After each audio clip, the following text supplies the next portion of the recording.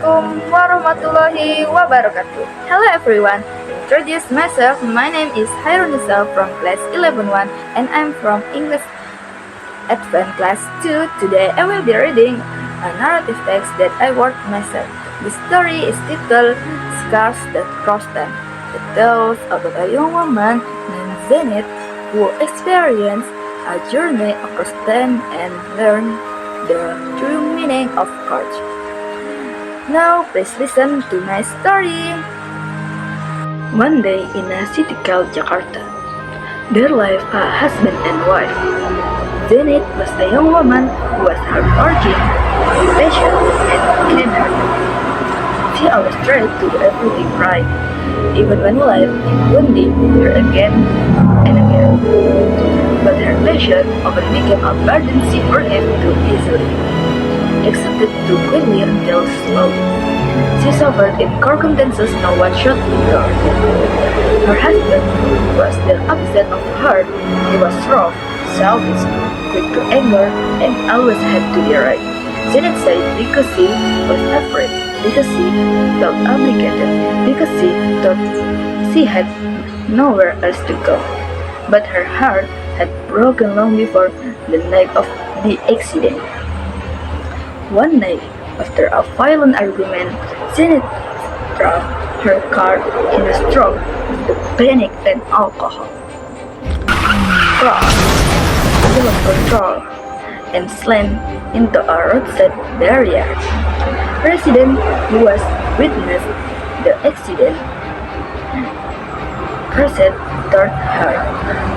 Hurry, lift her up! The ambulance has been called. Siren that answered from afar was now arriving at the scene. Zenith was lifted carefully but slowly trickling down from her temple. The siren roared loudly as the paramedics placed an oxygen mask over her face. The world began to fade, and then everything ended.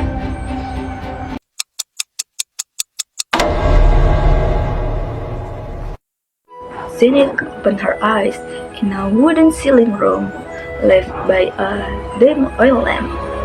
A lustrous clung to her skin, melting like modern cloth. In the mirror stood a woman with pale skin, blue eyes, and curly blonde hair. She blinked, stepped closer, touched her face that wasn't hers. Her breath hitched. Where am I? The room smelled of old wood and burning oil. Outside the window, she heard the clatter of horse carriages, the distant whistle of a steam locomotive, and people speaking Old Dutch. A calendar on the wall froze her in place in 1925. Her heart pounded. She stumbled backward, gripping the edge of the table. This isn't possible! But the reflection staring back at her fragile, mysterious girl was in the naval reel. She wasn't just in someone else's body. She had fallen into another time. The door burst open. A large man entered, his face red with rage in all.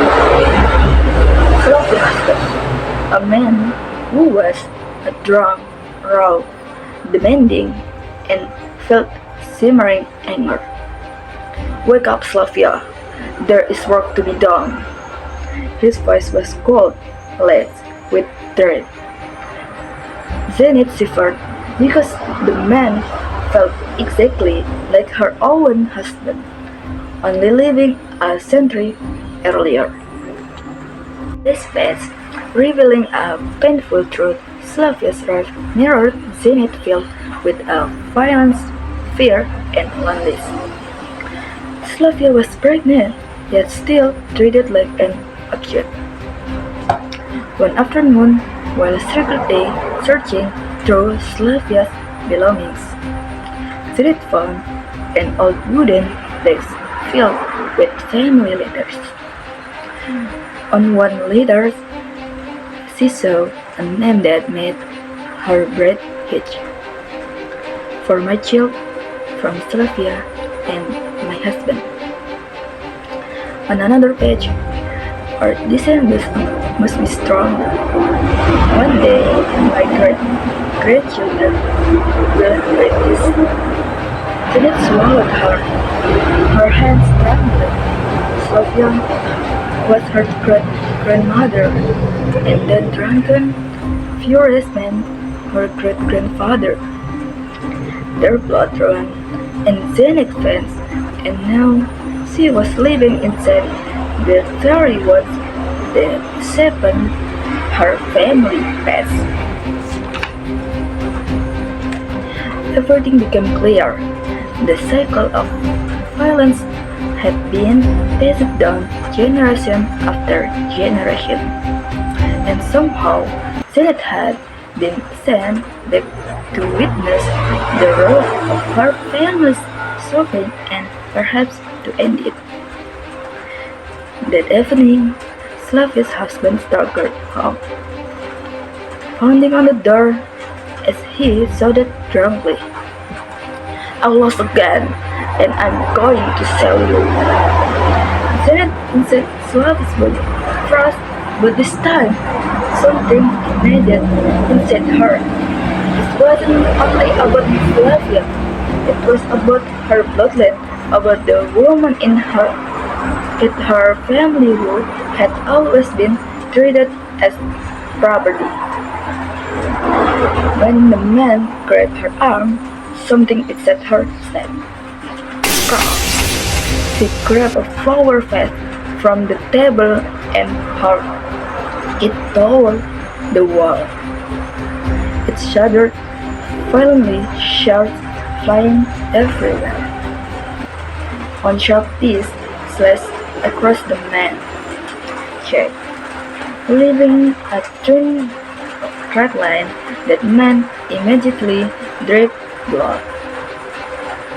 He stumbled back, stuttered, caught between pain and disbelief that his wife dared to fight back.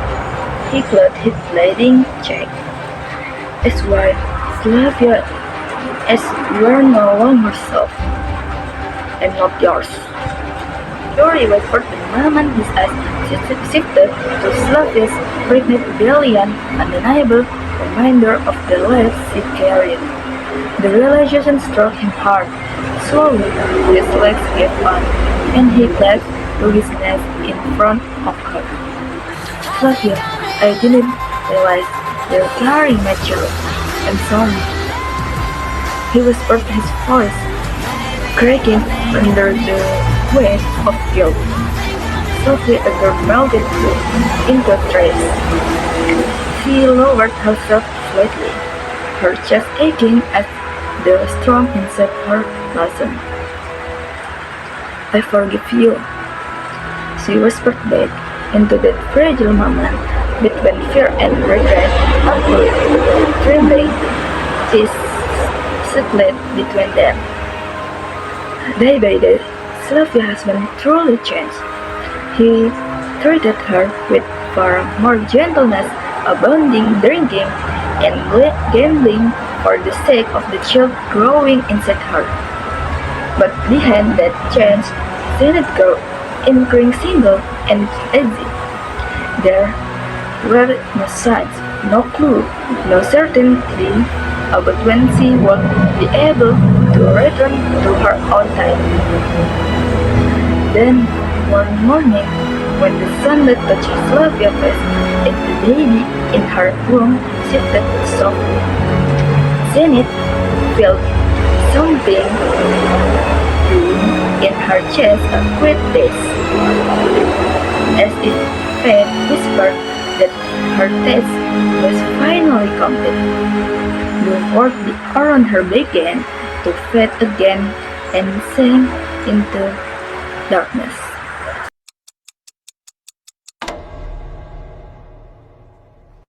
Then She returned to the present and beside her sat her husband, who had been waiting for her for a full since the accident.